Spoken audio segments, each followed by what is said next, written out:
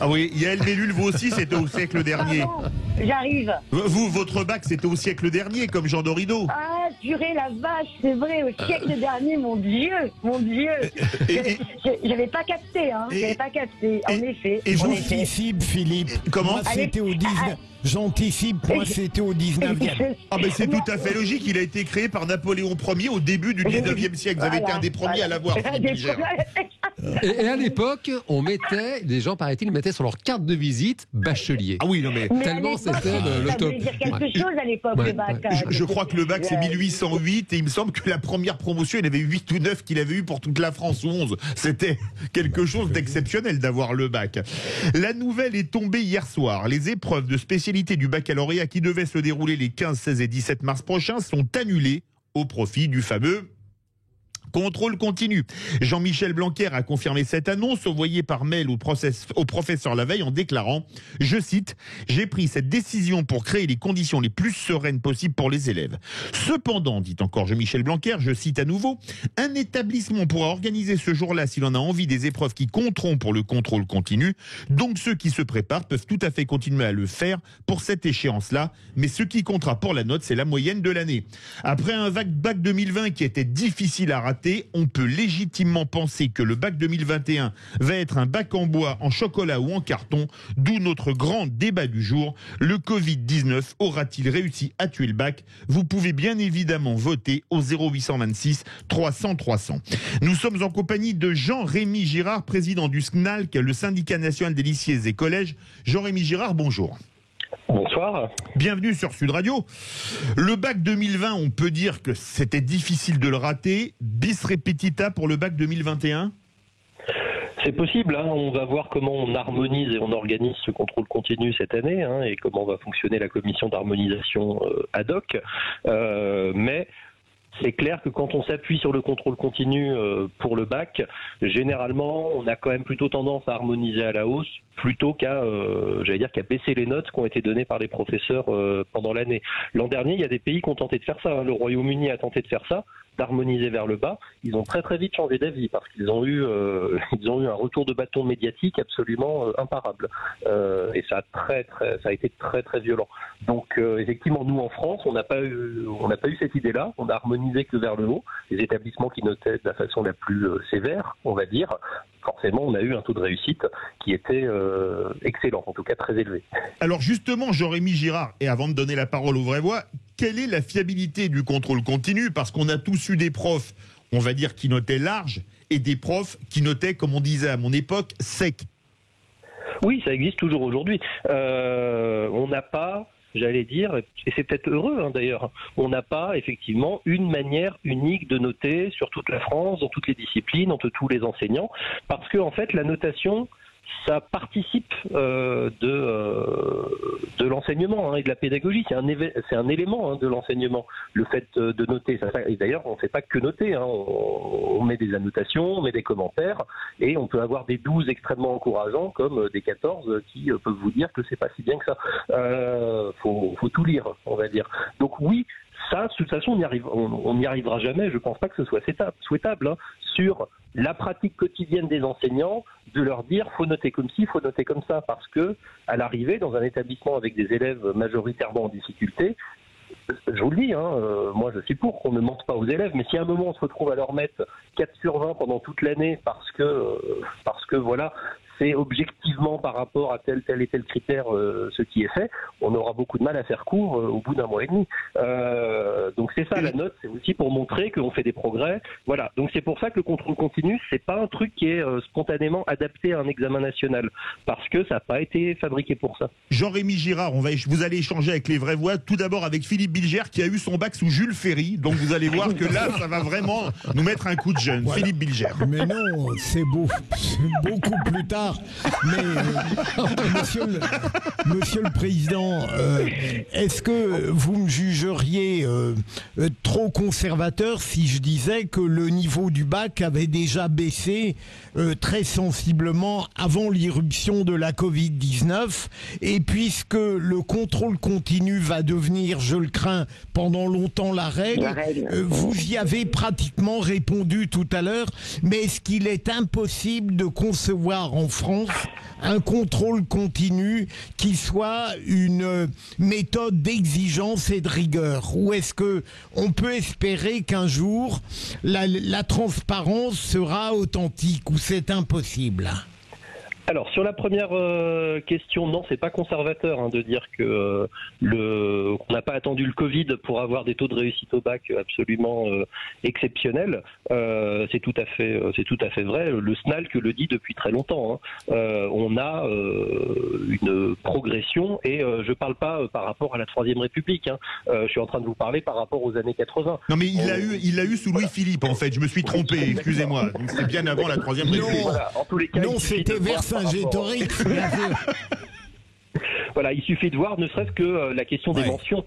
Les mentions qu'on obtenait aux années, le pourcentage de mentions que les élèves obtenaient dans les années 80 et le pourcentage qu'ils obtenaient dans les années 2010, c'est incroyable. Plus d'un bac sur deux aujourd'hui a une mention, par exemple. Oui, une mention. Donc oui, il y a ça. Ça, c'est un phénomène global, parce que le bac est devenu simplement une sorte de point de passage. En fait, le bac, c'est plus la fin. Sauf certains bacs professionnels. Le bac, c'est un point de passage vers le supérieur, mais globalement, dans un bac général, tout le monde va dans le supérieur. Donc le bac n'a plus ce rôle, j'allais dire, de dire maintenant qu'on a le bac, on peut rentrer dans la vie active. On fait rien avec un bac général aujourd'hui, globalement, dans la vie active. Ouais. Voilà. Donc ça, sur ce premier point-là, non, on est tout à fait d'accord. Le bac a déjà subi beaucoup de choses avant le Covid. Sur le contrôle continu, non, moi je vous le dis très honnêtement, on est sur en tout 13 millions d'élèves, mais même dans les lycéens, plusieurs millions de lycéens. On a plusieurs milliers de lycées. Je ne suis pas sûr que ça ait un intérêt, en réalité, d'essayer de normaliser l'évaluation des enseignants. Je pense que ce qui est important, c'est surtout qu'on enseigne des connaissances solides et qu'on puisse s'appuyer sur des bases saines, ne serait-ce que sur la lecture, l'écriture, le calcul. C'est vraiment ça la priorité, plutôt que de dire il va falloir noter comme ci, comme ça. Ça nous a donné les livrets de compétences à l'école primaire et au collège, ces idées-là, et en fait c'est une catastrophe. C'est vraiment terrible, parce que d'un seul coup on n'arrive plus à lire l'évaluation non plus. Donc je ne crois pas que le problème soit la façon dont les profs notent. Il y a quelques dérives, on est d'accord. La parole, mais c'est pas le problème majeur. La parole à Yael Mellul. Moi, je rejoins encore ce qu'a dit Philippe. Continuez, Yael. Voilà, le bac, il est en carton depuis quand même un certain temps. Avant le confinement, avant le virus, on avait quand même l'impression que c'était offert. Et c'est vrai, je découvre là, parce que moi je suis un peu sortie du milieu scolaire. Mon fils, il a 22 ans maintenant. Donc, vous l'avez eu tellement jeune. Mais c'est ça, voilà, c'est gentil. J'adore. Et du coup, je sais plus, vous m'avez perturbé, je ne sais plus ce que je disais. C'est un élève dissipé, Jean Dorido. Voilà, et donc c'est vrai que j'ai l'impression aujourd'hui que le bac, c'est plus du tout, ça n'a plus du tout le même symbolique qu'à notre époque. Voilà, qu'au XXe siècle, voilà. Vous nous l'avez dit, c'est plus une formalité, une démarche pour aller vers autre chose. Nous, c'était vraiment quelque chose de sacré, le bac. On va faire réagir justement Jérémy Girard, président du SNALC. Qu'est-ce qu'à l'époque, le bac, à notre époque, et après Jean Dorido. Ah bah tiens, Jean Dorido, et après on fera réagir, allez-y. Merci parce qu'après on va au 0826 300 300. Je fulmine parce que tous ces échanges sont passionnants. J'aimerais rajouter qu'il me semble que la problématique majeure dans tout ça, c'est de savoir comment faire pour que notre système scolaire ne soit pas une machine à reproduire les inégalités sociales. C'est quand même, vous avez parlé de Jules Ferry dans votre grande érudition, comme toujours Philippe David tout à l'heure, c'est quand même la noblesse de l'éducation nationale, de l'enseignement supérieur en France, c'est de réussir à permettre à des gamins intelligents, doués pour les études, justement de donner le meilleur de ce qu'ils ont à offrir en leur donnant accès à une éducation de haut niveau. Et hélas, ça n'est plus le cas depuis longtemps. Alors, et le baccalauréat, précisément, c'est comme une espèce de symptôme de ce système scolaire qui ne va pas très bien. Justement, Jérémy Girard, pour réagir à ce que disaient Yael Mellul et Jean Dorido, est-ce que le bac est encore un rite ? Et deuxièmement, est-ce que finalement le drame du système scolaire français, c'est qu'il ne fait pas exploser encore les inégalités, c'est-à-dire que les enfants de haut niveau réussissent et ceux des couches populaires ne réussissent plus. Et je vous demande de réagir rapidement parce qu'on nous attend au 0826 300 300. Alors, sur le premier point, on serait assez surpris de voir que les élèves sont très très attachés au bac et y accordent toujours beaucoup d'importance en réalité. Ça peut nous paraître, nous, assez surprenant vu de l'extérieur comme ça, mais c'est vrai, la plupart des élèves sont attachés à passer le bac, à avoir le bac, à voir leurs résultats, à voir s'ils ont eu une mention. Ça se maintient. Et sur la question des inégalités, alors là, comme je dois répondre rapidement, je ne vais pas pouvoir vous en dire tout, mais le bac et ce type d'examen, comme le baccalauréat, joue un rôle en fait, en vrai, dans la réduction des inégalités, parce qu'il définit un niveau, un cadre national. Il définit un vrai bac, pas un bac avec contrôle continu, précisément. Voilà, oui, avec des épreuves terminales. Alors, voilà, merci de le rappeler. Le SAC défend en temps normal quand on n'a pas de Covid.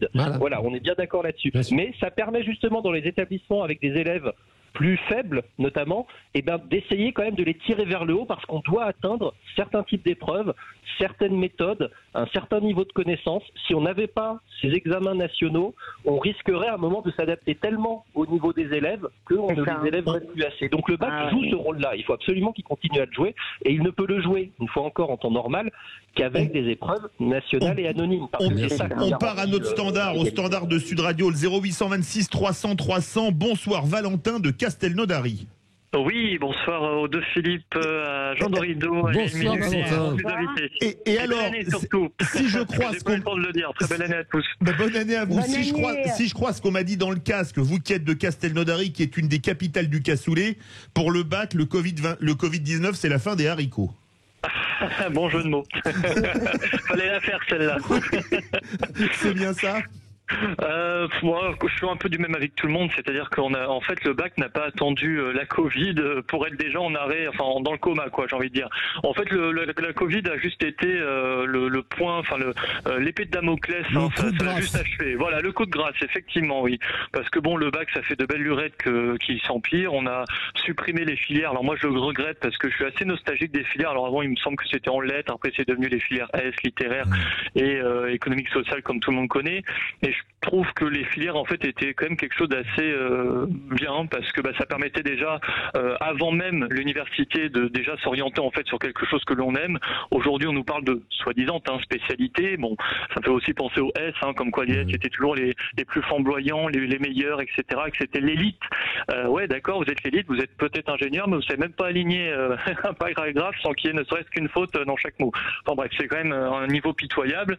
On est la risée presque de l'Europe, que ce soit dans tous les domaines, mais pourquoi ? Parce qu'on a complètement délaissé l'éducation nationale, on l'a laissé aller on ne sait où, et surtout on a oublié les fondamentaux. On l'a évoqué aussi, c'est-à-dire qu'aujourd'hui on a atteint, il me semble l'année dernière, 90% de réussite, on s'en félicite, mais se féliciter de quoi ? Enfin, le bac est donné aujourd'hui, il n'a même plus de valeur, c'est ça aussi, c'est qu'il n'y a plus de valeur de travail, il n'y a plus de mérite.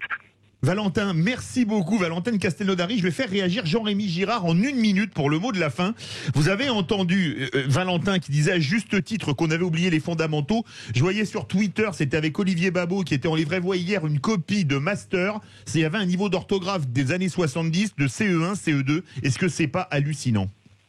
Oui, en fait, et votre auditeur a dit quelque chose de très, très juste. Voilà, Valentin a dit quelque chose de très très juste. Le problème, c'est pas le bac. Le problème, c'est ce qui se passe avant le bac. Le bac, il est finalement un révélateur d'un état de crise de notre système éducatif, parce que on a massifié énormément le système éducatif depuis les années 60, mais on n'a pas fait en sorte que voilà, les élèves soient toujours dans de bonnes conditions. On n'a pas fait en sorte que le métier de professeur soit suffisamment attractif pour attirer également toutes les personnes qui mériteraient de transmettre des connaissances à nos élèves.